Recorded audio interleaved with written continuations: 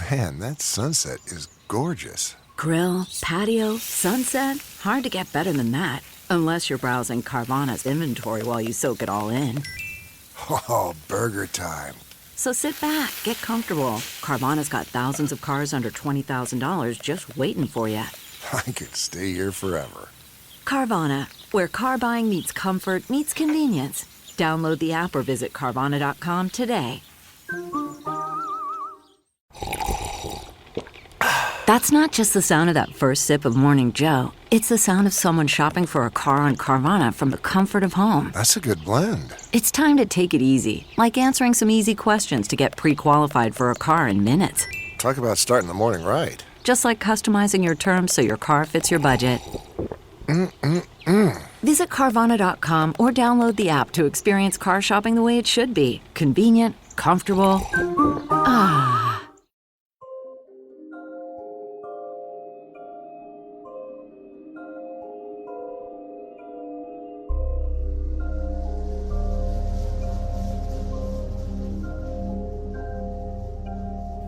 Bob Lazar, alleged Area 51 whistleblower who made the once secretive Air Force base into a cultural phenomenon.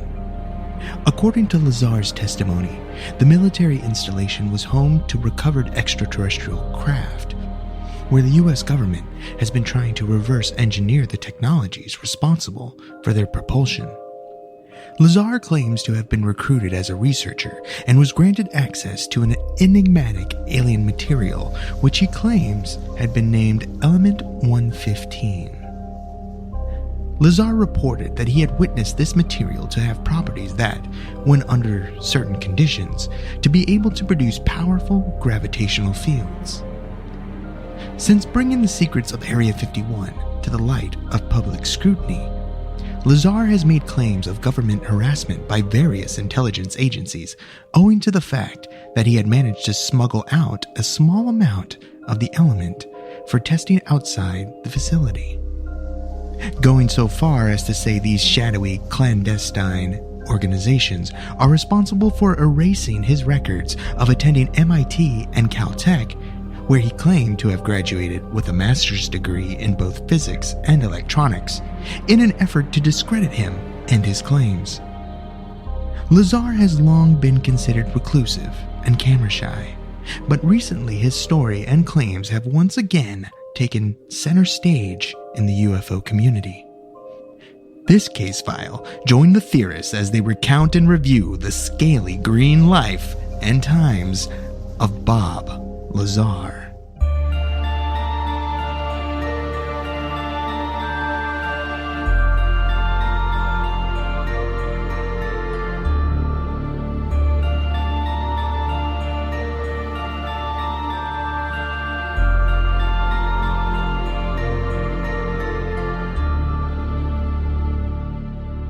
Welcome to Alien Theorist Theorizing Case File 104. Bob Lazar. How bizarre. Flying saucers and shit. How bizarre! Bob Lazar. How bizarre. I'm Braden. I'm Zell. I'm Dan. We've... That's Andrew. Just don't use my name. Pretend like I'm not on this one. Okay. Yeah. Want me to mute your camera? Right. Yeah. Got to do anything to avoid any more one-star reviews, so... Yeah. I should start going by a fucking different name. Fuzz's face. We'll give you one of those deep voices. Yeah, perfect. Like from all those cold case files. Like Bob Lazar's interview. Yeah. So, Bob Lazar, we all know him. We know the story. He's been doing the circuit lately. He's done there's a new documentary, Bob Lazar UFOs and is it UFOs and Saucers on Netflix? Yeah, it's been out for a while. UFOs and Flying Saucers and shit. Yeah. By Jeremy Corbell. There's the Joe Rogan Experience with Bob Lazar, Jeremy Corbell. There's a new KLAS TV interview.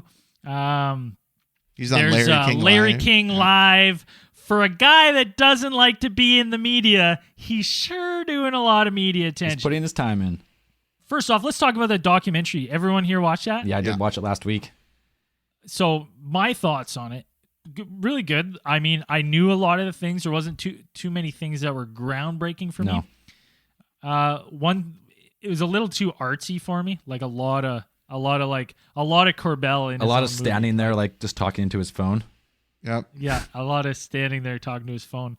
I mean, yeah, not a lot of new information. What was your guys' take on the interview or on the documentary as a whole? Well, I mean, I've always 50-50 believed Bob Lazar, and it didn't leave me with any more answers. I didn't think. I don't know. No, it didn't. It didn't really. It was weird for a guy who doesn't like attention. The one thing that really put me off on that interview is why do they give away where he works and everything too? I was like, well, isn't he going to be bugged more now? Oh, he's gonna have people camped on his yard again. On the steps of the where he works, United Nuclear or whatever it's called. So I was like, I mean, I'm sure that information was available in other places and stuff, but to put it in that documentary and then do the news circuits like he has. Yeah. Well, for anyone who doesn't know who Bob Lazar is, let's take it back to the beginning. Let's take it back. Let's take it way back. Let's take it way back. Who wants to take it To, way back to 19? What was he born? 56? Well, 59, but I'm not doing the Not doing the biography of Bob Lazar. Let's here. start with Bob Lazar as he became famous as he. Born Robert Scott Lazar on January 26, 1959. The former, basically, this guy is famous in his hometown. He's the rocket guy, or he builds rockets. Puts rockets on his bike. It's actually really cool. Like he has a rocket car. In the documentary, you see him on a little rocket bike. I imagine those are super dangerous, but he's kind of made a name for himself in town as this kooky guy who puts rockets on his vehicles.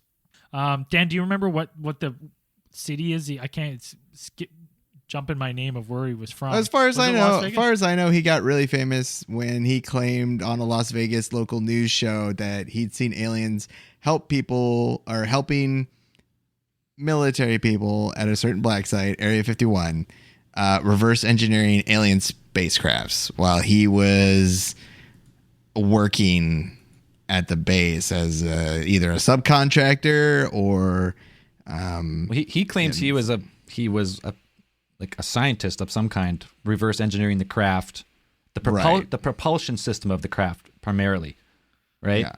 And he became famous when he went on. He did the interview with George Knapp. Yeah, he went on TV station KLAS. Oh, I'm so glad you knew that, Andrew. How'd you figure that out, Andrew? Off the top of your head. Yeah, wow. Were you just Googling right now? The wonders of technology. The wonders of live streaming. Oh yeah, no hidden secrets here.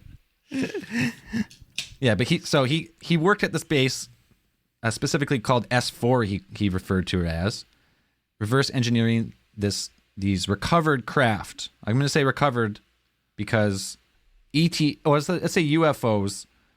And on the Joe Rogan interview, he actually said one of these recovered crafts may have been excavated, and it flew through. It used some type of gravitational energy through this element 115 in this super reactor that he didn't really know how it worked. They couldn't really figure it out, and he went on. Yeah, George Knapp made him famous by making him tell his story, and he claims mainly because after he told it because for personal protection originally. Well, he was busted bringing some of his friends to Area 51 and watching the fucking flight craft, you know what I mean, the test flights and all that stuff, and he ended up getting busted during that, and then that's what kind of scared him into going to George Knapp.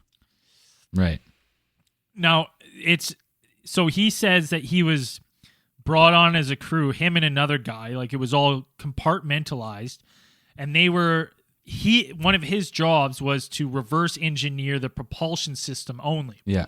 So he was everything was compartmentalized. So his story is that he saw stuff. He didn't know how anything else worked. The only thing he was there to do was to look at the propulsion system and see if they could figure out how that worked. And if they could replicate it. Didn't he say replicate it using fuels that we could find on Earth?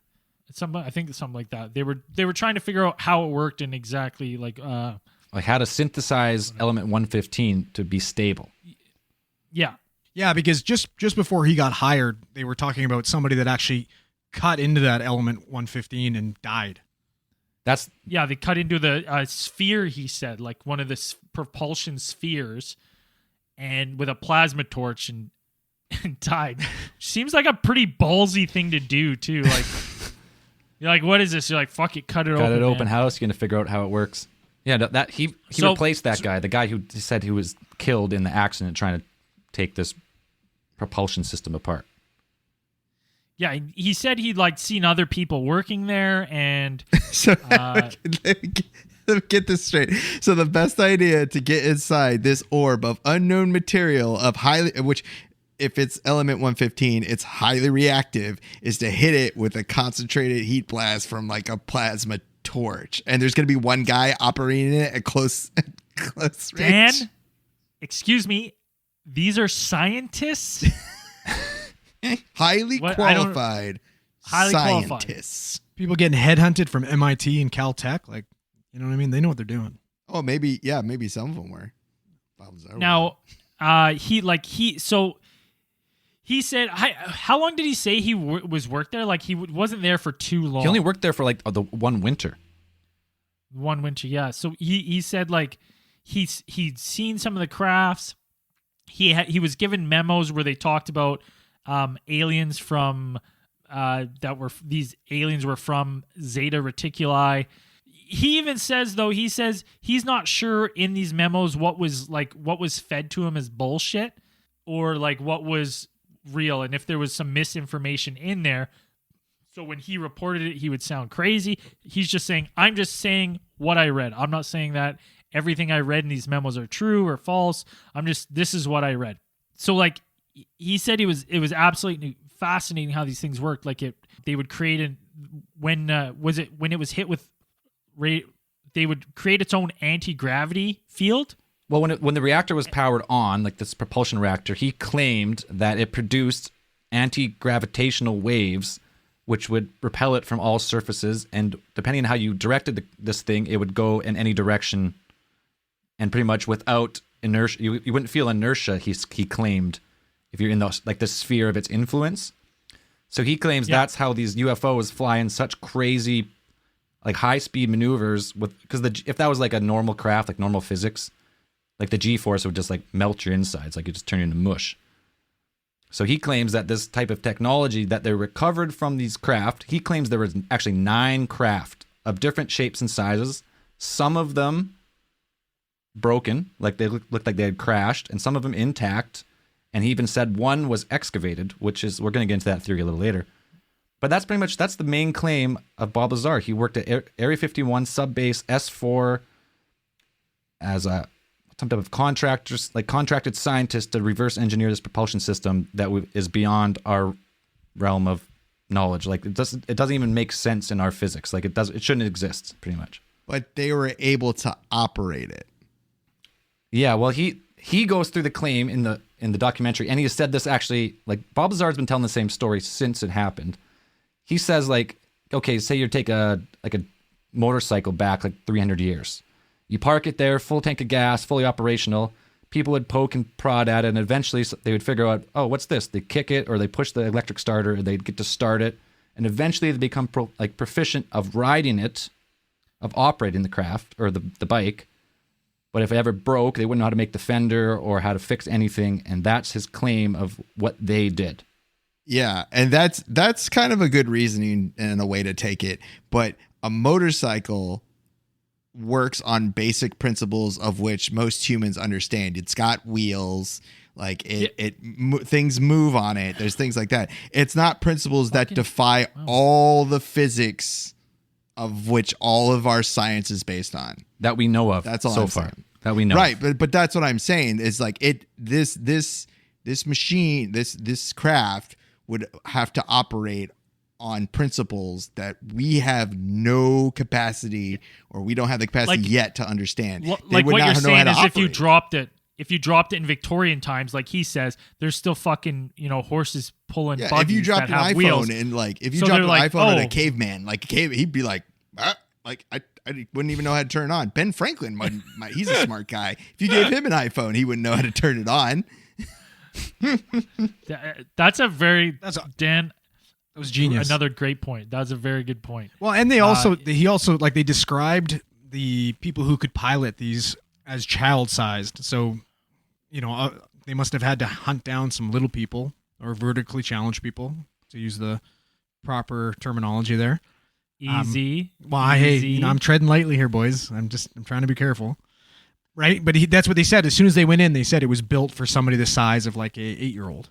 Yeah, like a 3 to 4 foot creature, which if you go with our description that we have of the Greys, that's pretty much what he's describing, right? Did he describe any sort of, I can't remember, did he describe any kind of like pilot interface, like how they were supposed to turn these things on or anything? It looked like it was only controlled, like there was no actual buttons and dials. There was just like some type of screen or something. It looked like probably some type of like telekinesis or something, some type of like brainwave control, not actual physical controls. And so the scientists like turning it on would like think at it and it would turn it on. No, maybe they had somebody there that could pilot it. You know what I mean? Maybe they had somebody who had crash landed and left in the craft. Well, that's possible too, but he also says that he has no idea how they flew them or what they're doing there. He said he was only involved in seeing how the technology worked, the propulsion technology. And he was... Yeah, he said he saw it lift. He was never a part of being in it while it was flying. None of that stuff. He never met the other people working on the other things. Right. And so specifically, what was his prior background? Like, what was his scientific background before he did this? Let's go back now. So that's the All right, Bob let's go Lazar back. story. That's what made him famous. Take it back. And then there's a lot of people who got some beef with Bob Lazar. And for good reason. So let's go back to his claims of how he became educated and how he ended up working for Los Alamos. Dan, where do you start? Dan asked the question. Yeah, but Dan, I know Dan really wants to bust his education wide open here. Right. He claims he went to Caltech Yes. and MIT. Right. Yeah, he has two. He claims that he has a master's in electronics. Electrical engineering From California Institute of Technology. All right. And a master's in physics from MIT. Both no records that you can find. No, and not just like stuff that would be okay. Okay, hold on. Before we get into that, so his explanation for why there's no records is that he's been scrubbed. He's been scrubbed from the systems. The government's gone in and wiped out any information from him that would make him reliable. They've wiped it. Yeah, I've seen Men in Black. Now let's get into. They made him touch that Orby thing, burned off his fucking fingerprints and all that. Yeah, Believe it. Now let's get into all the stuff that they would have to wipe in order for there to be no record of him going to Caltech and MIT. Dan, what else would he need? What else would they have to wipe? They'd have to wipe everything like yearbook pictures. They'd have to somehow wipe every single person's memory who ever worked with them, any of his professors that worked with them. If you went through a master's program in physics in MIT, I am pretty sure your professors would remember you. You'd have to wipe all of like the registrar's office stuff, which they can't do. They're civilian, like these are civilian records, not like military records. You would have to physically have someone walk in Yes. with a duplicate print and take the wall, like where they have the wall hanger of like the graduates, take that off the wall and put a new one up with no Bob Lazar. Yes. You'd also have to get rid of like the commencement announcements of him graduating. You'd have to get rid of all that as well. Well, and that's all like, you got to think too, people have personal copies of the yearbook and stuff like that. Like, you know what I mean? And somebody's going to see this guy coming out and being like, hey, I went to MIT the same time he did. He's nowhere to be seen in my personal yearbook unless they went and hunted that shit down. Well, if you watch the documentary and what him and Corbell claim is that anyone who comes forward with knowing him or claims that Bob Lazar had told them anything, they also get threatened for national security reasons. Yeah, it's all terrifying because this guy that's come out and fucking made a documentary and claimed all this shit and come out on live TV is still alive and well. So, terrifying. Well, there's no point of taking him out because if that would substantiate claims. And he's a martyr. They would have took him out a long time ago. Here's the other issues I have. There's he's a student, right? There'd be employment records of him at these places of, working part-time job or taxes showing tuitions. Like, there is such, just the fact of wiping him from school, they're like, it's so insane. There's so much stuff that would have to be destroyed. His mom never kept a diploma. His mom has never been like, oh, I went to his graduation. Yeah, when he was asked, even at one of the schools. He's been asked in interviews, like, when did you graduate from MIT? And he doesn't remember the exact year. Does he just magically get a migraine whenever somebody asks him that and can't answer it? I've seen him answer it, and I've seen it written down, and I've seen it in interviews. He's like, oh, it was probably 88 or something. I'm like, you would remember the exact day you graduated with a master's in physics from MIT because of the amount of work that you would be doing. Yeah. The only stuff they have evidence of is him going to that Pierce Junior College and taking a electronics course in the 70s. Well, they also have a record of him going to his high school in New York State where he graduated he took one science class, chemistry, and he was ranked 261 out of 369. Okay, well, let's just say, I just want to say something. Just because you didn't go to school for something doesn't mean you can't get good at doing something. The guy did build rocket cars, and he knew how to harness rocket power. He could do some stuff. He's not just nobody. Do you think maybe one of the reasons why he was sought after and headhunted by the government is maybe because he was somewhat of a loner? You know what I mean? And he was easy to erase, easier anyways. No, I think he's a little bit of a catch me if you can guy. I think he got that job, his first job at Los Alamos, where he got picked for Area 51 on falsified degrees. He was like, he's a smart guy. He's fucking building jet bikes. He's not an idiot, right? I think he's self-taught, and I think he lied to get into these places, right? He was like, I have these degrees.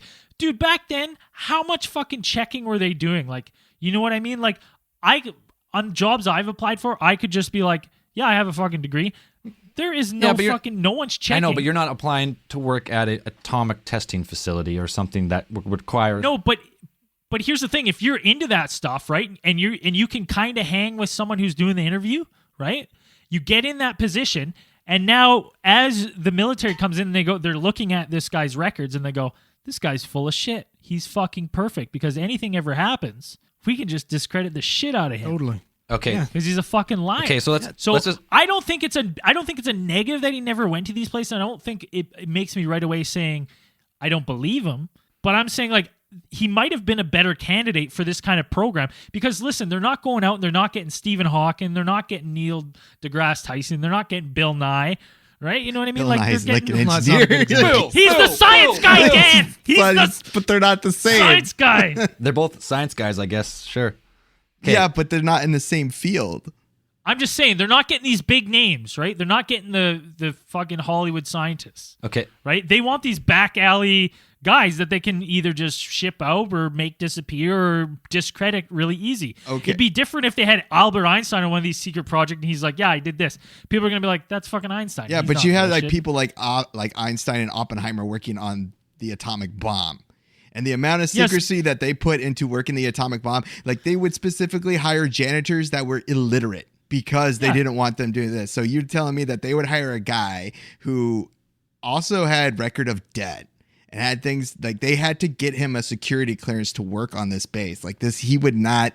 I don't think they would take that kind of chance. Okay, so it's a good idea. Man. Maybe. Desperate times, desperate Here, measures. let's sum it up real quick. So we know that he did go to at least one college for electrical degree. He claims to go to Caltech for some classes, he says, and then claims to graduate with a master's from MIT, one of the most prestigious universities in the entire planet, which he doesn't know the year of, and he doesn't have there's no physical record of him in a yearbook, a picture, or any classmate has come forward to say that they graduated with him that we know of, right? So it's pretty safe to say that there's a little bit of some suspect stuff going on with his education. Yeah, he even named off what his professor was. It Duxler, like Bill Duxler, who he's like, he worked with me in the physics department at Caltech, and Stanton Friedman. Oh, right. He contacted legendary. him. Yeah, Stanton Friedman talked to him and called Duxler, and Duxler's like, I never worked at Caltech. He worked at I Pierce worked College. at Pierce Junior College, which is in Boston. Yeah. I believe, or Cambridge. Sorry, in Cambridge. And that's true. yeah. So at the same time that Bob Lazar said he was going to like Caltech, MIT. or MIT, yeah. Or was it no? It was Caltech. Yeah, Caltech. That's right. Same time as Caltech, which was a few years before he claimed to go to MIT. He was actually going to college in Massachusetts, a junior college. So it's pretty much impossible that he could go to also one in LA or California. And I'm just saying there'd be a record if you had a master's in physics and a master's in electronics from two of the most prestigious universities in the United States and in the world. You'd have papers published. You'd have a master's. You'd have probably 2 master's theses, which I'm like, those are not easy to write. And Especially I'm not like, from you would MIT. have those somewhere. Zell, you graduated college. I sure did. Do you have a copy of your degree? I have one. Yeah. What did you study in? Business. What did you major in? General business. I was a pretty shitty student. General business. You kept your degree. I have a diploma in marketing. I have it. I can pull it out of my drawer right now. Dan, like I don't know anyone who has a degree that's been like, yeah, forget it. It might be buried. Might be buried in your crawl space. You don't know where it is, but if you really looked, you could probably find it. You find it. And if like your university didn't have you in the registrar or something, or you got lost, like you would take action. There would be something like you could call a lawyer. They have a record of it somewhere. Especially because you'd have a shirt from Caltech, or you'd have something, pictures of you working in the lab, anything, or even copies of your original like thesis, like your original master's thesis. Any of your papers that you did, you would have copies of, especially back in '89. 100%. So let's say, it's pretty obvious that what he said, how we got educated is not correct for the most part. So let's go with the theory that, okay, he studied like nuclear physics and all this crazy stuff on his own. He got all the textbooks. He read everything. He got really good with the lingo. He gets the call. What was the place? What was the EG&G, which is the contractor of Los Alamos, right? Yeah. So he gets the call because it's proven that he did work at Los Alamos. That is proven, right?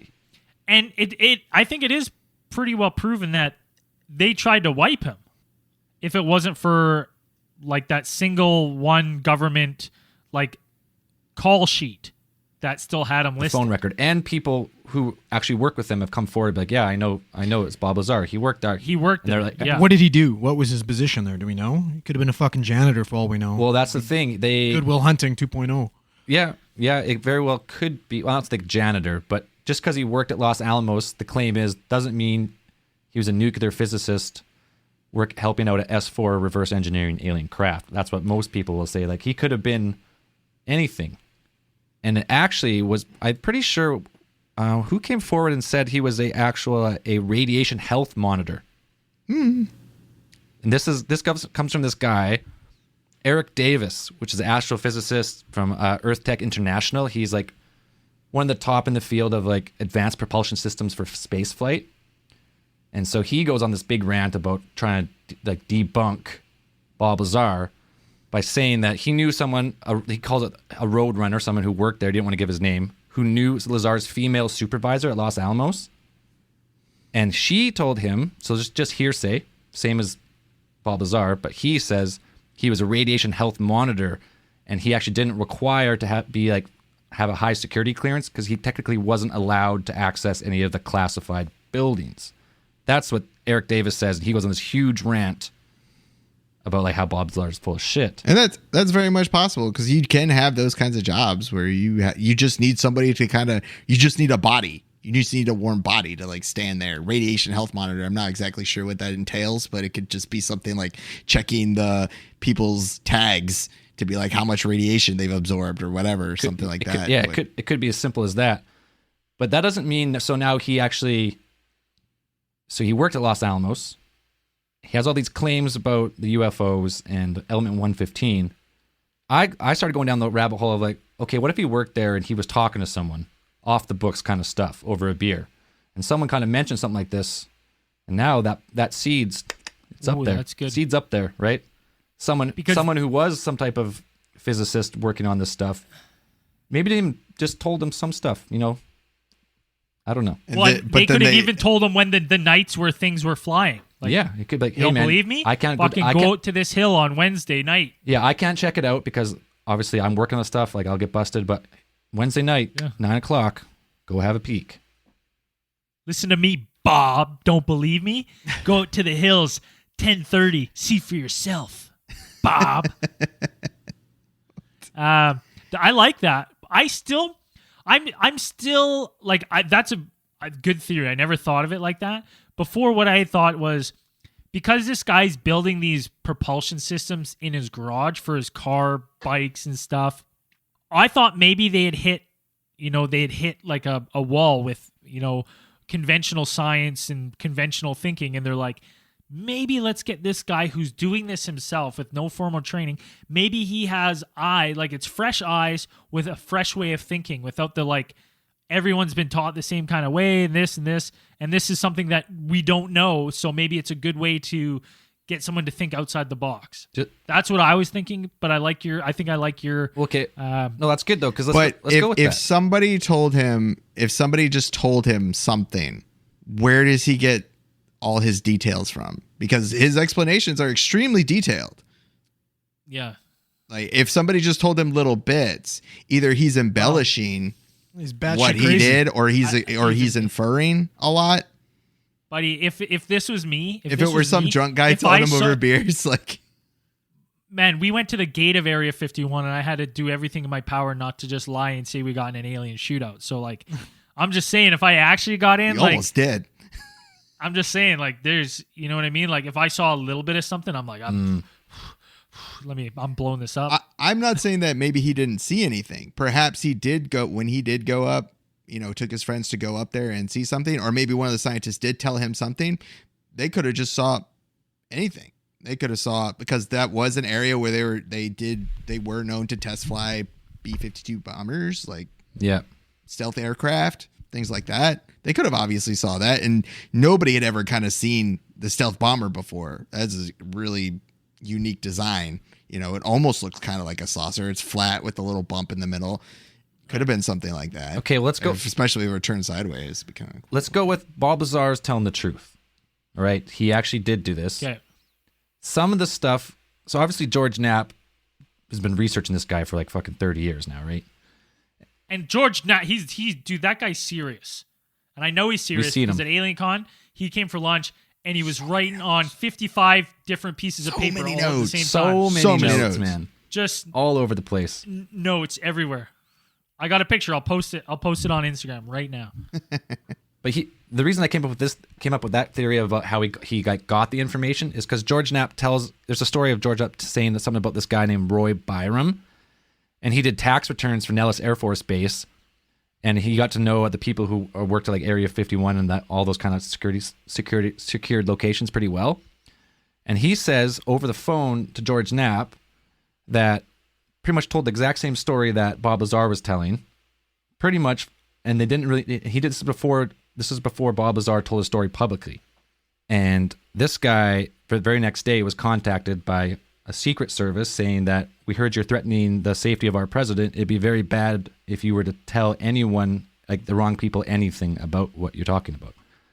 And then George Knapp goes on. He has a list, actually. I'll post it in the show notes, of all these people who have come forward with stories similar to Bob Lazar, seeing stuff similar to Bob Lazar or following Bob Lazar's path to try and find more information. And the next day or the next week, they are contacted and be like, cut it out. That's not just the sound of that first sip of Morning Joe. It's the sound of someone shopping for a car on Carvana from the comfort of home. That's a good blend. It's time to take it easy, like answering some easy questions to get pre-qualified for a car in minutes. Talk about starting the morning right. Just like customizing your terms so your car fits your budget. Visit Carvana.com or download the app to experience car shopping the way it should be. Convenient, comfortable. The comfort of your favorite seat is now your comfy car selling command center, thanks to Carvana. It doesn't get any better than this. Your favorite seat's the best spot in the house. Make it even better by entering your license plate or VIN and getting a real offer in minutes. There really is no place like home. And speaking of home, Carvana will pick up your car from yours after you finalize your offer. Visit Carvana.com or download the app and sell your car from your comfy place. So that's part of the reason George Knapp for the longest time was trying to debunk him, and now he's been going for so long. He's like, man, I don't know. He's fully on board defending him all the time. But then also I could flip it the other way and just say that Bob Lazar is a disseminator of false information, and that's what he was hired to do. Could be. Because if you're trying to investigate him, they're telling him, don't do this. It's because they always hired him because it was to their advantage. It's to the U.S. government or U.S. military's advantage for have him disseminate information about UFOs than it is to actually disseminate information about stealth aircraft. Like, they don't want people knowing about that and having things about aliens out there is a lot more distracting than having stuff on there that's like based on actual facts or actual aeronautics or things like that. So wait, are you saying Bob Lazar is disinformation himself? Possibly? I could. Well, you said that people were digging into his thing and said stop.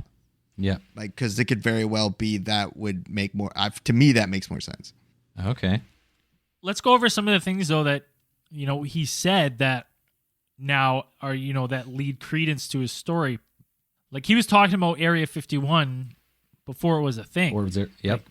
Like, if he made it a thing. Like he made it a thing. We would have never gone to the gates of that place if he didn't talk about this in the 80s. Like we would have never been there.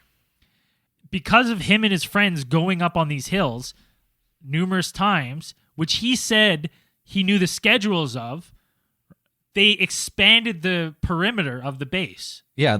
Because of how many visitors were coming. Yeah, a few years later, the government, it was like Freedom Ridge and there was two ridges, and they expanded the area of Area 51 out past those ridges so no one could get a vantage point to look down. After he made the video. And actually, I think I have the video of what he's seen. Yeah, Bob Lazar and friends filming test flight alien craft at Area 51, 1989. Fucking cue it up, Zell. Cue it up, baby. Here we go. Let's have a little peek at here. It's a bad video, but it's a little dot in the sky. It's not doing anything. Oh, it's glowing. Admittedly, the shape proves very little by itself. But that was pretty anticlimactic there. What? No, wait for it, because now someone zooms in and enhances, and then you get this. You get this little video here, and that's what it is. It's a torsion field craft, like he says. See that torsion field? It's a glowing ball. What Bob Lazar claimed is this anti-gravitic craft produced this like torsion field, which is like a torsion field that emanates from the center, goes up, comes around, and joins at the bottom, kind of like a magnetic field of the planet. You can consider it a torsion field.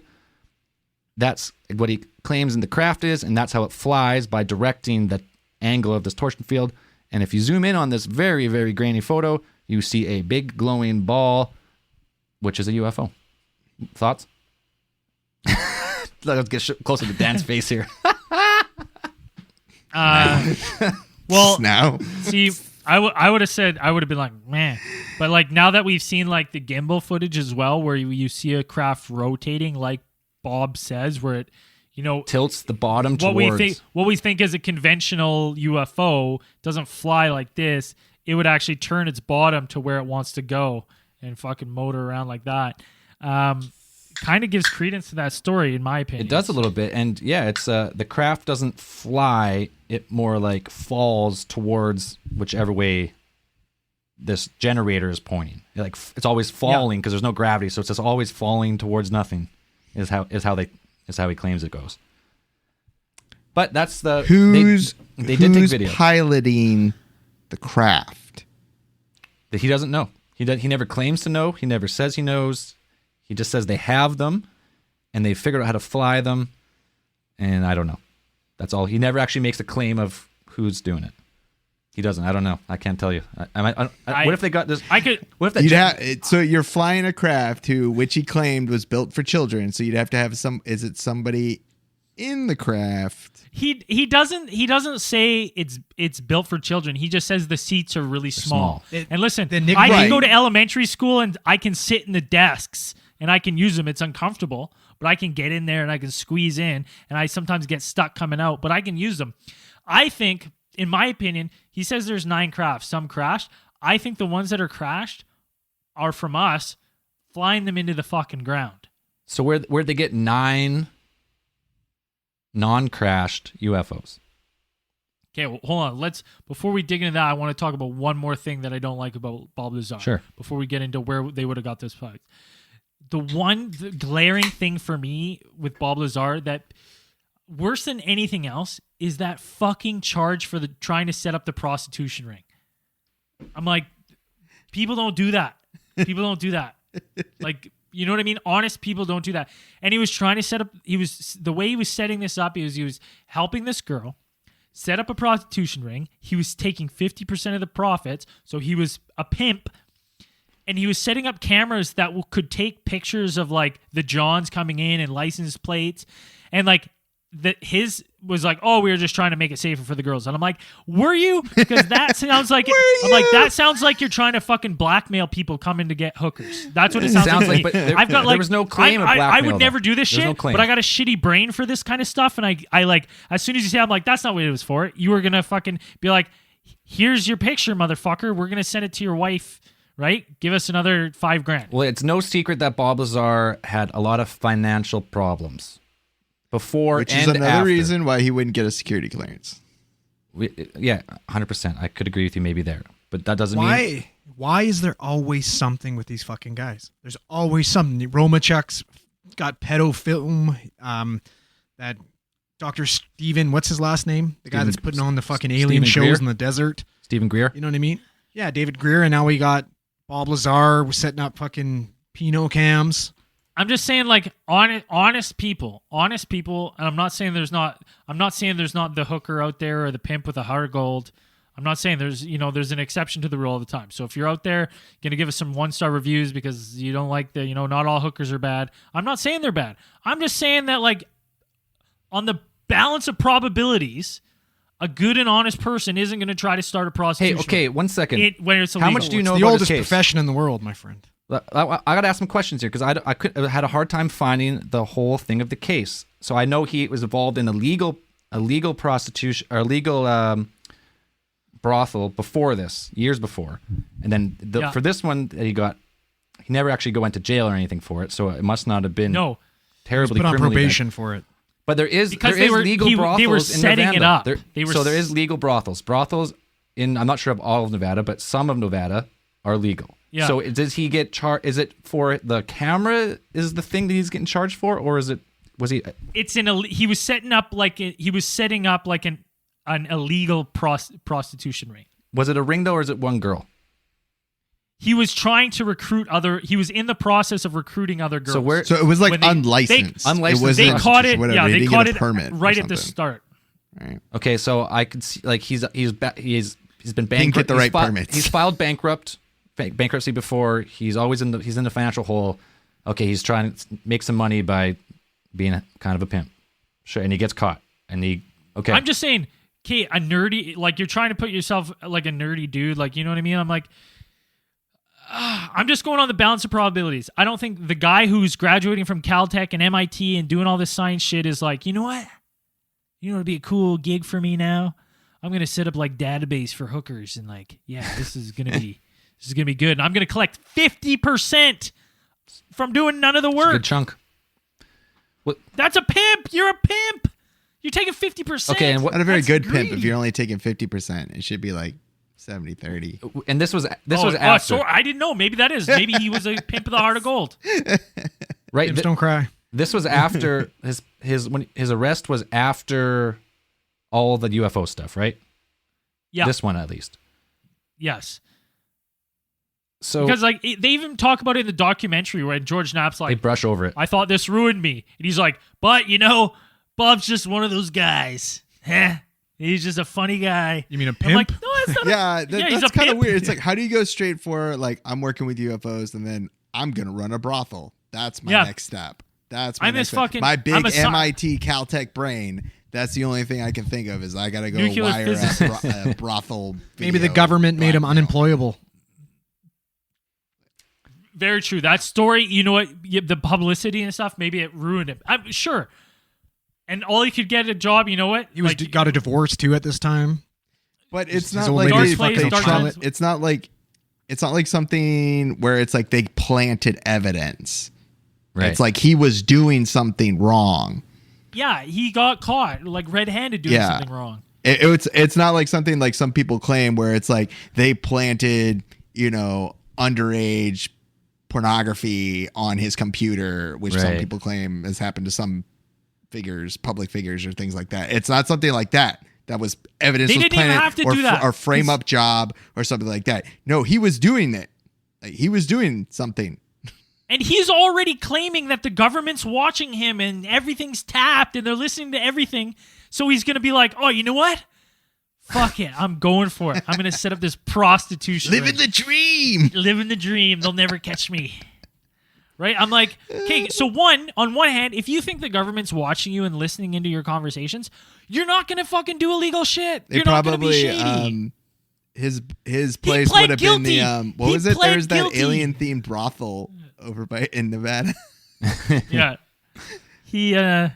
He pled guilty. So that means like he admits the facts of the case is like, yeah, oh, I was wrong. I am guilty of this. Yeah.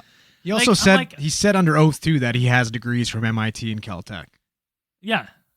So maybe a little perjury too in there. Who Fucking knows? sociopath. Well, It's it's- crazy. Let's They get- asked him that in an affidavit. Like there's an affidavit of him actually saying that. Yeah, I No, don't, I don't I think- don't think It's on they He didn't- Wikipedia. It's on he didn't- Wikipedia. Okay. It's not like they asked that. He just, when he was giving his, a lot of times in court, you'll have to give like, oh, I'm a 48-year-old man. I'm from this. This is my circumstances and that.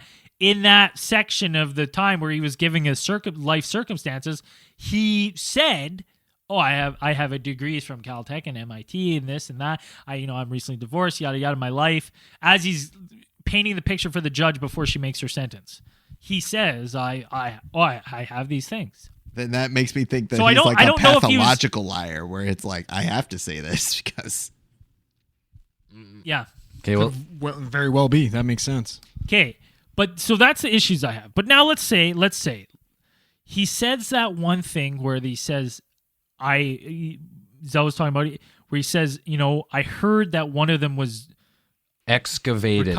excavated. And it drove me fucking nuts that no one else asked him questions I'm about that. listening to it live on Joe Rogan, and he's like, yeah, one of the craft was excavated, and no one said a word, and I was like, motherfucker, like from Earth, excavated this UFO, and that's not the moon. big, that's not the big topic here, because it instantly, I was making connections, boom, boom, connections. What? He says he's like excavating. He's like, it's not like the people with the brush and dustpan would like, where are they? He kind of says that, but I'm like, motherfucker, where on earth are we not allowed to go? Like, where can you just not go freely? I'm like, Antarctica. Antarctica. Boom. That's where they're digging these things up. So that's a theory that I quickly put together. Me and Brain are on the ferry back when we're helping to move there. We're like, Had a long drive. We're like, okay, imagine this quick theory tangent here. Hold on. Welcome to updated Zell's theory of everything. Everything alien UFO rolled into one. Yeah. So we go back 1947. Say there is a crash craft. It's post World War II. Talks of the Foo Fighters in World War II. The glowing orbs could not have been orbs. Could have been saucers with the glowing orb around them. And then you have claims of Nazis in Antarctica. And then you have Operation High Jump where they go down there and they find out that sure enough, the Nazis went down there 20 years before. They found these craft from not an alien civilization. I'm taking it different. We always talk about this advanced culture on Earth before the last flood, like the Great Flood, like the Great Deluge that Graham Hancock and all those guys talk about.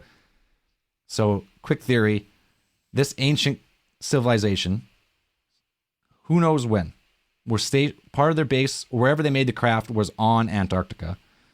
They got wiped out. They got buried in ice, or whatever it is. The Nazis, I don't know how they found out. I have no idea. But they go down there. They find the craft. They start reverse engineering them. De Glocke, World War II, the Bell. It ends. They escape down to Antarctica. Fucking what was the commander of that mission? The high jump. Admiral Byrd. Byrd and crew fucking rip down. They're like, okay, we gotta go recover these saucers. They get in that big battle. They knock down a few out of the sky. They recovered 9. They bring them back. They store them in the desert at this super secret base called Area 51 that's unknown. Fast forward 35 years, Bob Lazar breaks the whole story. Podcast over. Solved. Wasn't Admiral Byrd? Hold on, but let's tweak this a little bit. Wasn't Admiral Byrd in Operation High Jump before Roswell? Yeah. Oh, okay. So yeah, okay. I think that this is what I think. I think after the Allies won the war, the Germans were for sure trying to destroy documents and whatever, right? They start seeing these plans and these schematics for saucers and this fucking technology. And then they start from these documents taken from Germany after we won the war. And they're going, we think they have we think they have some sort of archaeological dig in Antarctica. Fucking easy, buddy. Easy. Dan's face was priceless when you were starting to say that. I'm 3 beers deep. So they're like, they have something there. So they report back to the States, putting papers on some high official's desk. Look at this. They're there. We need to go check. They're like, all right, sure. We'll do a scientific expedition, which it was. They're like, but we'll send military just in case they're there. Just in case. We want to get these things. If these things are there, we want them, right? Go. So let's send a warship. Let's send all this stuff. Well, Nazis were already in Antarctica, still there. They've now become, let's say, proficient at flying them, right? They're flying them. They come under attack, right? They have a little bit of a firefight with maybe one of these things. Maybe they knock it out of the air. No idea. I'm not going to speculate what happens in that firefight. We know they lost some ships. We know they lost some crew. They win. They recover these crafts. They bring these crafts back to the States. They store them in Area 51. Meanwhile, they're trying to get in it. They've got the training wheels on. They're trying to figure it out. They get a little proficient at flying it, and someone gets a little wild, gets a little ballsy trying this new technology. Boom! Crashes it in the desert. Right into Roswell? That's Roswell. Right into Roswell. Boom. Right? Start of the UFO craze. Now it's out that they have these things. Right? But they don't want anyone to know because, one, they don't know how they work. They don't know what they do. They don't know where they're from. Right? It's just all this technology that they don't want out because they can't release it because it's so hard for them to even comprehend of what they're doing. Meanwhile, they're compartmentalizing all this reverse engineering.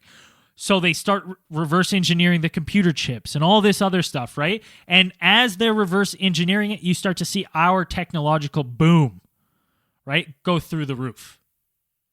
That's my theory on it. Okay, I might change mine a bit actually because now that if I go with the alien grays, doesn't make sense for humans unless we was a tiny species of human way back when that got really smart. So maybe it could have been, let's say these craft were from Zeta Reticuli. They came here, God knows how long ago. I don't know.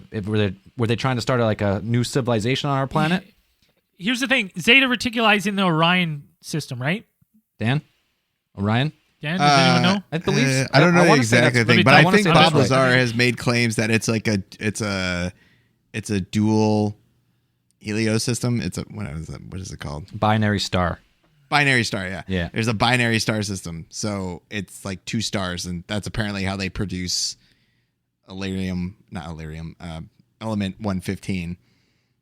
Well, I was going to say, if it was in anywhere near Orion's, where all the fucking pyramids are facing, I'm like, oh, buddy, that lines up so quick insane. little shout out to element 115.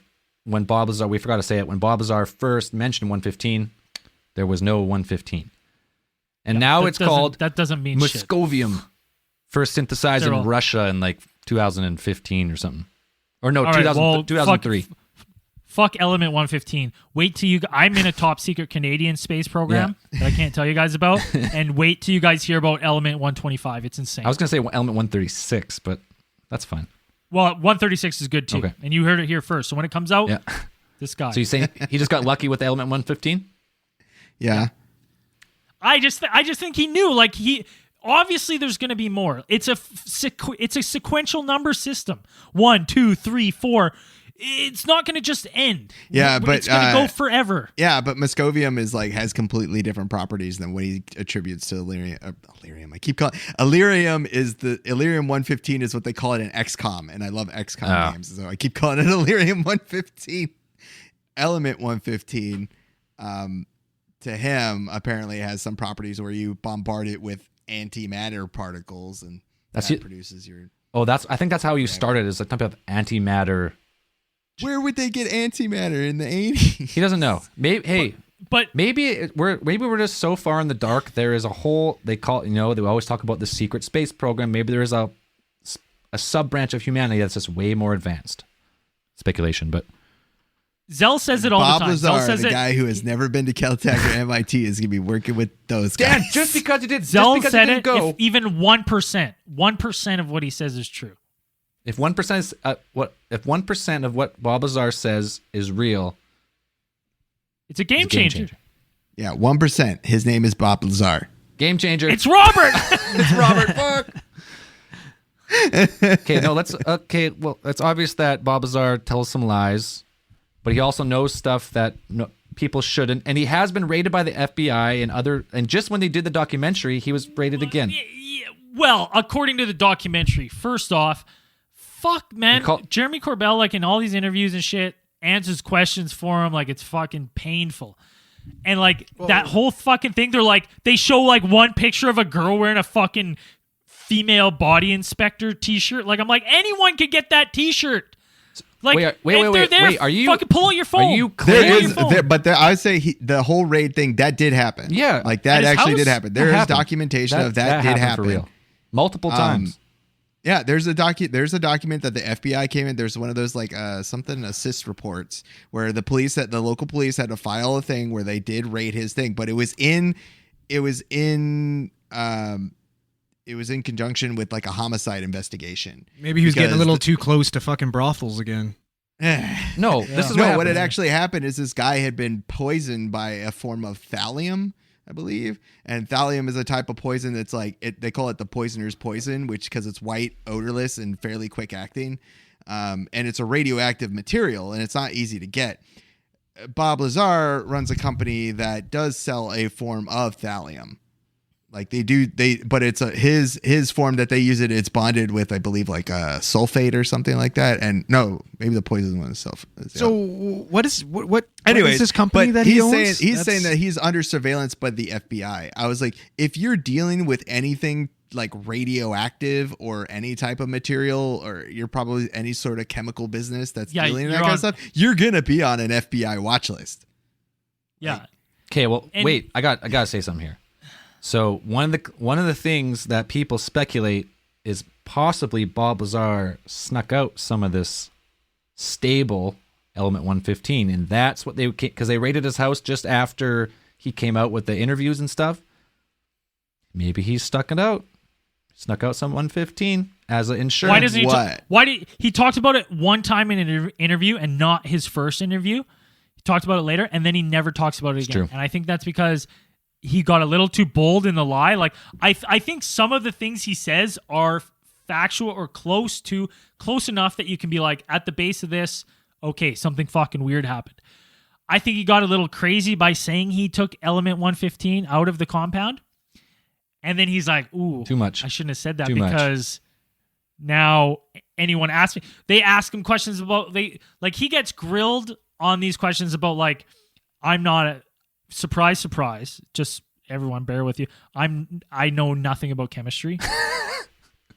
Really? A lot of science. But I've heard people, like, I've heard questions, and I've read that these are fairly straightforward questions about, like, oh, well, how many fucking atoms are in this, or what's the weight of the atom, like basic tests that can be done, and he always dodges these questions.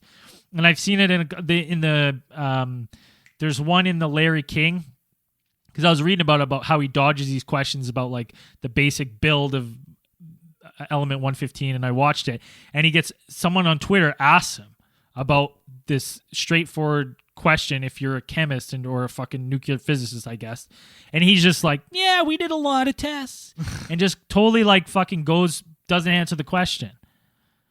So I watched part of the interview on Joe Rogan too, and he was talking about when they were working on what they were supposed to be working, the propulsion or whatever compartmentalized subdivision they were working in. They had to report to, like, he asked him, he's like, what kind of reports did you have to turn in? What did you have to do? That's what Joe Rogan asked. Yeah. And Bob Lazar is like, oh, we just reported to this one guy, to whatever. He would just come in and check in on us. I'm like, dude, if you were working with some sort of secret propulsion technology, they would have you writing down everything you did. Because when I was in the military, like, even working, just going to get paint, I had to fill out like 4 different forms. I'm not joking. I had to fill out 4 different forms just to get paint, or something like a tool, like to check out a tool or something I'm working with. There's no way you would be like, oh, like we just talked to this one guy. And we just fucked around and fucking ran tests all day. Did this one guy have a physics background that you were supposed to be working with? Like, does he know whatever? But he was supposed to be an army. He was supposed to be like an army official. And I'm like, it's like some dad comes in and is like, what'd you guys do today? And they're like, oh God, we just had this thing. This guy cut it open and blew him up and fucking shits everywhere. He's like, I'll fill out a report. I'll let him know. I'll let the guys upstairs know. Yep, no problem. We'll take care of it. We'll mop up the mess. Don't worry. Let's get back to work. But what if? Yeah, what if? What if he did? Maybe he didn't work on the craft, but imagine he just seen it, and then maybe he just seen the craft and he see them fly, and he's like, holy fuck, and the story was a fabrication. But take out all the stuff of him taking it and working on it. What if they have something? There's UFOs. There's substance to UFOs. Yeah, I'm not saying that the UFOs don't exist. I'm just saying that all of Bob Lazar's stuff doesn't line up. Are you going 100%? I'm saying there's there could very well be UFOs. There's a lot of evidence. I'm saying there's a chance of everything. Yeah. There's a chance that we're seriously underestimating the government, and their reach is far greater than we're giving them credit for. And maybe they did wipe these things and go through this. You know what I mean, Dan? Like, you and I talked about Operation Gladio and all the shit that was going on there. Like, right? How much is this information important to people? But if they're getting still flexed on their lives are being stuff, that's what I'm saying. It's like Operation Gladio is crazy and awesome. Well, when did those records come out, Dan? Right? But when you had people screwing years up, and years later. But you still had people, like you still had humans, and they're fallible, and they would screw up. And everyone, all those governments said no till enough people fucking fucked up, and they had to be like, you know what? We were doing some shit. And there's still some governments that are still saying not a thing, even though other governments that were part of it are being like, it is a thing, and they're like, nope, it wasn't. Right. So is he just the first in a long, what we're gonna see, a long drawn out disclosure of people coming forward of having worked on these things, and he's the first fuck up? Maybe he's the first fucking idiot they hired, and they're like, fucking, we regret that one. Is he the first? You know what I mean? Like, is he in 20 years when we're doing case file fucking 140? Get ready for a long hiatus, everybody. Are we going to be talking about how, like, this whatever Operation Area 51 and how all this fucking, we have these new propulsion systems and shit because all this stuff was happening. It was real. Maybe he's stretching the truth on a lot of these things, but if there's even some of it's grounded at all, it's a game changer, man. It's a game changer. I'd be like, yeah, maybe Bob Lazar is actually a rebel reptilian. Maybe he's going against the grain. I don't know. Like, yeah, he lives alone with his wife. Like, they kind of hang out. Hey, he could be a reptilian. The way he talks, you think his face looks real? I don't know. Yeah, no, he's got a weird reptile face. I don't know. So I could very well just say that and be like, he's a shape-shifting reptilian, and he knows how these things work, and he's just making up the story to try to bring it out into the light as opposed and not reveal his identity as a reptilian. He thinks that would be better just to relate it as a human. Bob Lazar, everyone, here he is. Bob Lazar. Reptilian. Bob Lazar. Can I zoom in on his face? Yeah. Is that better? Does his face not look like something like, I'm going to put on a face that looks like a human? This is what a human looks like. That's how he talks too. Yeah. This is how a human talks. Yes. Maybe. All right. Any closing points Case on closed. Bob Lazar or the theory of his stuff? Maybe Bob Lazar was the perfect man for the government to slowly leak out the UFO. Maybe they knew, like, oh, when he took the interview, he lied about the stuff they knew, and they're like, you know what? Because he lied about this shit, now he's the easiest one to discredit if anything goes south. But maybe if we let him say it, it's the first step to, like, now someone else comes out, says something, someone else comes out and says something. Dude, that's a good point. Never thought about that. What if he was a guy where he was seriously unqualified to do what they had him go do, and they're like, we know this guy's going to talk. He's a loose cannon. He's going to talk. Let's see what kind of attention he gathers. It's a little tester. Because if he garners, we can kind of do a risk analysis. If he garners some insane attention, but we can easily discredit him, someone that we can't discredit comes out, we're fucked. Right? That's a good point. I never thought of that. Maybe it was a tester to kind of like fucking see how they're doing. I don't know. I want to believe so To bad. what end? I want to believe so bad, and the theory of like the anti-gravitic craft and how it kind of looks like the new gimbal video, Tic Tac videos, and all that kind of shit. I want to believe, and I want to make the connection so bad, but unfortunately, his story just isn't strong enough for me to go. I'm on 100% on board the Lazar train. Yeah, I read the one thing, and I was pretty sure Stanton Friedman said it, and he says scientists leave trails. It's true. They do. And There's still things like, out of all the UFO stories that we studied, there's a little bit more I like about this Bob Lazar guy. Like, I'm pretty happy that when we went to fucking Alien Con, he wasn't sitting there with a stack of fucking headshots, you know what I mean, making signatures and stuff like that. Like, I like that. Yeah. That he's not, you know what I mean, self-promoting and making money as much as he could be off this situation. But there's just too much bullshit. There's always fucking bullshit with these guys, and it's too hard to buy in. I just Here's the thing. I agree with you. I like that too, because what's that fucking guy's name with the dyed hair we saw at Alien Con this year? The Travis Fire in the Walton? Sky dude. Travis Walton. Travis Holden. Fucking creepy as fuck. Here's the thing though. Maybe this is a counterpoint, because I'm Andrew. I'm on board with you. I'm just going to be devil's advocate here. Maybe he's just really smart, and he knows that by not doing these things, he will get more people to buy in. Because if for 1 second you don't think he's making any money from that fucking documentary or all these fucking appearances, Well, he is now. You're out of your mind. He is now, You're for out sure. of your mind. But he could have made a lot more if he went with it from the start, and he just did the Travis Walton thing, did the UFO circuits and all that shit. He could have made a lot of money. wouldn't have to be setting up fucking pornographic True. fucking Prostitution brothel rings. videos. Yeah. Like, Pimpin' ain't easy. Pimpin' ain't easy. And he's always said he never wants to be in the UFO spotlight, and then George Knapp and Jeremy Corbell fucking just squished it out of him, pretty much. yeah, well, I don't know. And then like with that Rogan podcast, Corbell was was speaking for him the entire time. Whenever he was hit with a difficult question, he all of a sudden had a fucking migraine. Like, I don't know. I think they just dragged him back out because of the A-tip thing. I think that lines up too nicely because was it Corbell and Knapp said they broke this like 2 years before they actually broke out. And when it started hitting the New York Times, they're like, you know what we could do? We could drag out Bob Lazar. Yeah. Bob Lazar. We can bring him back out and we could tell him, be like, yeah. And it's like, yeah.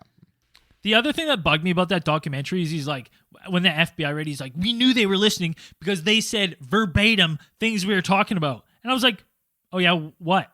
They never say it. They're just like verbatim. They said it back to us. They said back exactly what we were saying. I'm like, but you never even say what you were saying. Like, tell me what they heard and what they said verbatim. Right.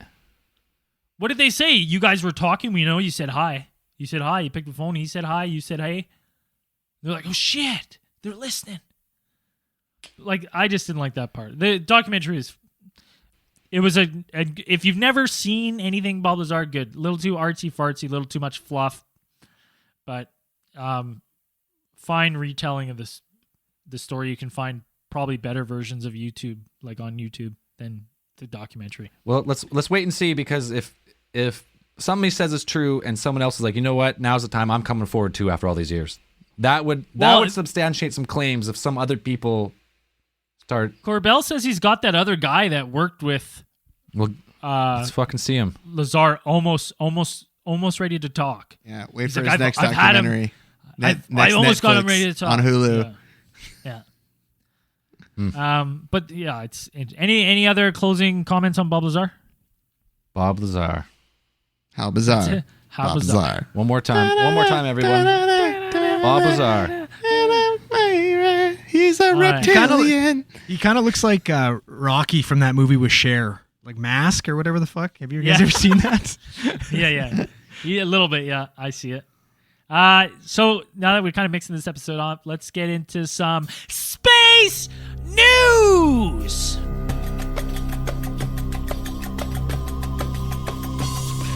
Oh yeah. Scientists say a fusion-powered spacecraft could be just a decade away. This tech could allow a probe to make it to Saturn in just 2 years. I don't know how long it takes right now, but that doesn't seem like it's that fast. Nuclear fusion engine? That's what they're saying. Still working on the reactor. Could be just a decade away. That'd be sweet. The direct fusion drive engine could take flight for the first time in 2028 or so, if all goes according to plan, the concept's developer says.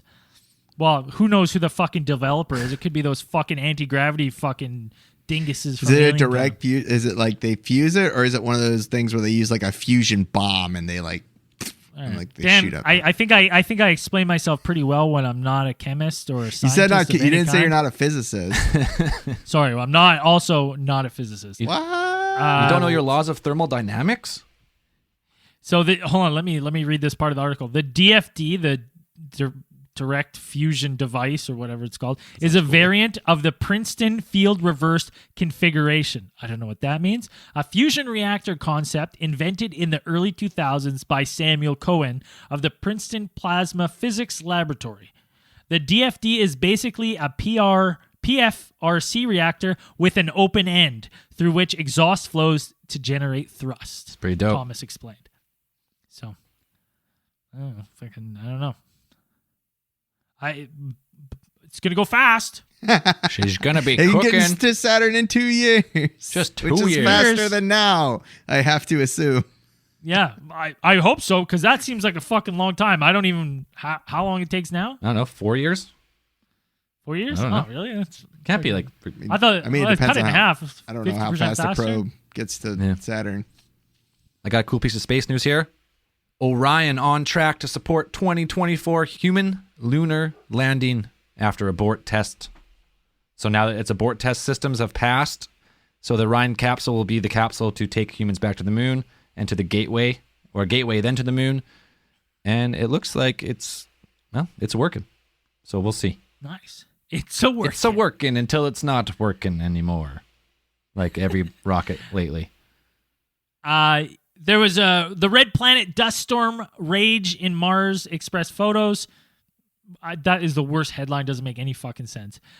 Europe's Mars Express probe has spotted a lot of regional storms lately. You can look at these storms on space.com. They're gigantic, almost planet-wide dust storms that are forming in the northern district of Mars. And these new photos from this Express orbiter make the photos very clear. It's very cool. Go to space.com, Mars dust storms photos. The International Space Station needs a cleaning. Needs a Because clean. it's growing mold. Study of resilient fungi could lead to new kinds of materials for use in space. Basically, there is mold growing on the inside and outside of the International Space Station. The spores, which astronauts spend hours cleaning every week, can survive X-ray exposure at 200 times the dosage that would kill a human being, according to Marta Cortesau, microbiologist at the German Aerospace Center in Cologne. who is presenting the research. Cool.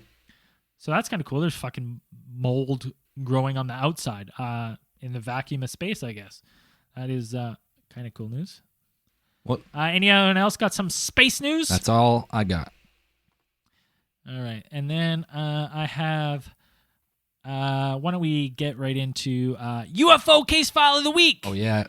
Randomatron's back, baby. All right, I'm going to load it up. Oh, it's been a while. Put it on fan send-ins. Fan submission. Fan submission. Yeah, that's the one. Typing. Get in and in. Okay, here it comes. Plug it in. Can you get it to you got the new one? It sends me the email, right? I don't have to. No, it's going to, I got the printer there. Paperless now. All right, I got the good thing I got my printer. I got the printer there. We're saving trees, boys. No, we can't save trees. Oh. We're using we're using hemp paper. Oh, hemp paper. We're using hemp paper, so we're fine. Fan submission. All right.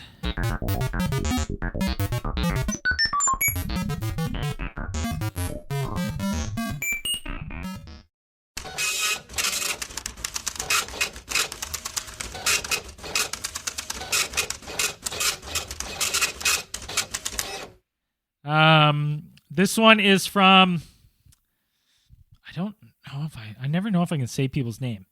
So I'm just going to say, this guy, I'm going to call him Bob. Because Bob Lazar? We all know what that's short for. Bobbert. I'll call him Bobbert. Hi, guys. My name is Bobbert. Bobbert. I'm from North Texas. I've been listening to your podcast for a month now and managed to listen to most of the podcasts available on iTunes. Well, that's a bold claim, but there's a lot of podcasts in a month, on iTunes. You could listen to 5 or 6 a day easy. Yeah, but all the ones available on iTunes? 100, most of 110? them? Is that all that available on iTunes? Yeah, we just did case. This is case file 104. Oh, I'm an idiot. I thought he was talking about like all the podcasts available on iTunes. Podcasts all of on them. Oh, every iTunes. single one of the million podcasts out there. Yeah, just all of them. Oh, okay. And I was like, that's bold. You I are- was listening at him at like 6 times speed. Yeah. Like Easy, each one. Bobbert. Listen to all these podcasts. Maybe slow them down a bit. Enjoy them. Yep. That's my bad. There you Sorry, go. Bobbert.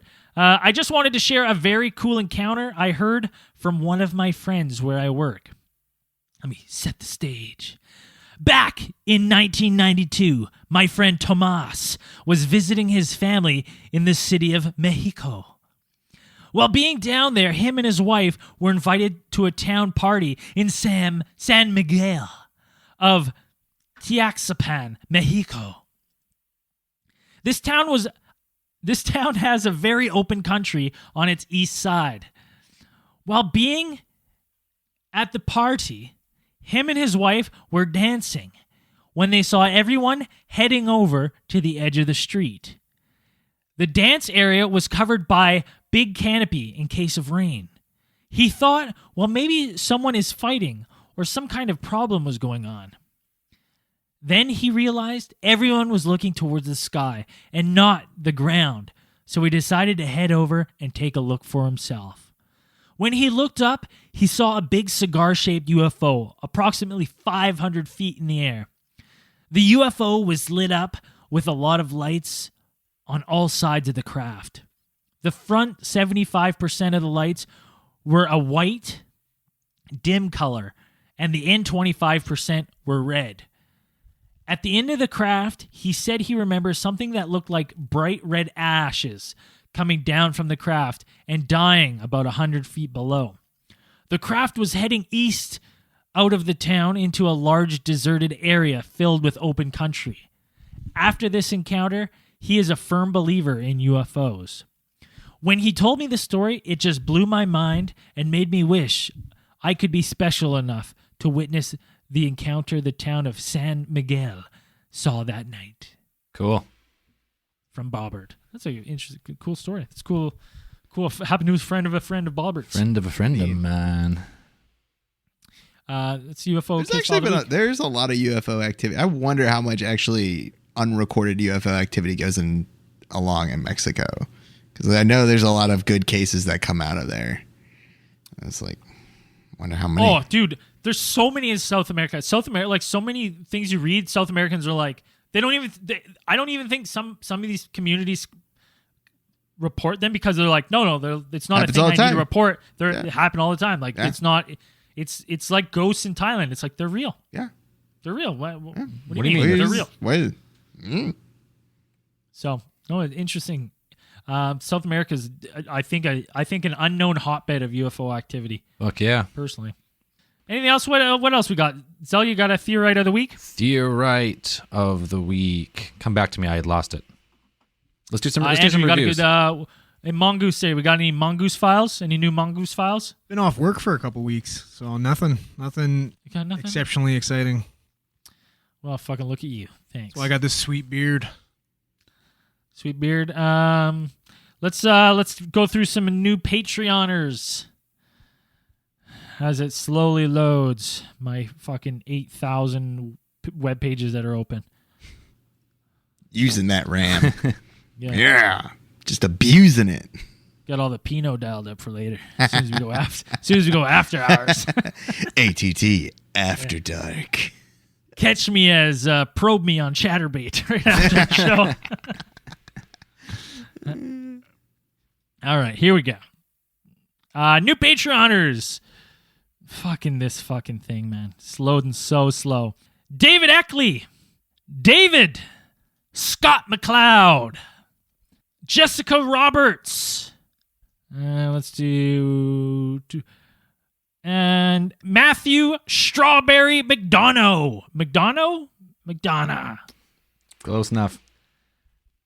Thanks. If you haven't listened, get on our Patreon. Tons of stuff. We run an ad-free show. It's always going to be ad-free, so that means we basically need the support of our fans.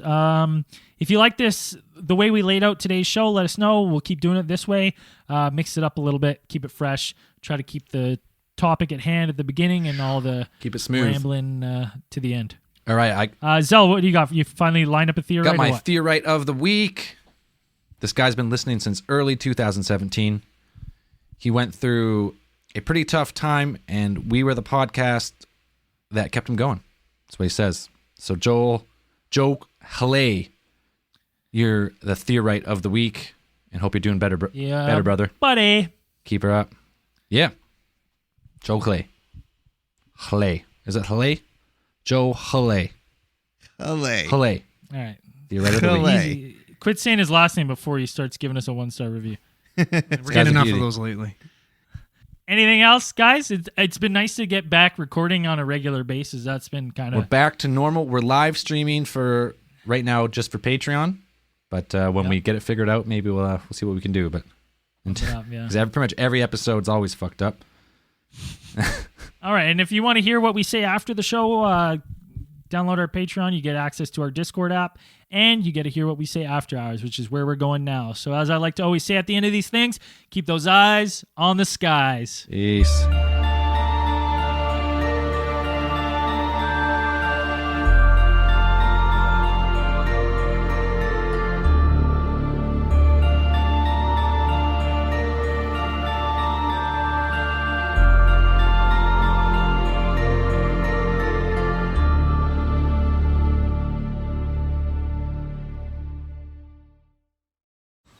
Man, that sunset is gorgeous. Grill, patio, sunset. Hard to get better than that. Unless you're browsing Carvana's inventory while you soak it all in. Oh, burger time. So sit back, get comfortable. Carvana's got thousands of cars under $20,000 just waiting for you. I could stay here forever. Carvana, where car buying meets comfort, meets convenience. Download the app or visit Carvana.com today. The comfort of your favorite seat is now your comfy car selling command center, thanks to Carvana. It doesn't get any better than this. Your favorite seat's the best spot in the house. Make it even better by entering your license plate or VIN and getting a real offer in minutes. There really is no place like home. And speaking of home, Carvana will pick up your car from yours after you finalize your offer. Visit Carvana.com or download the app and sell your car from your comfy place.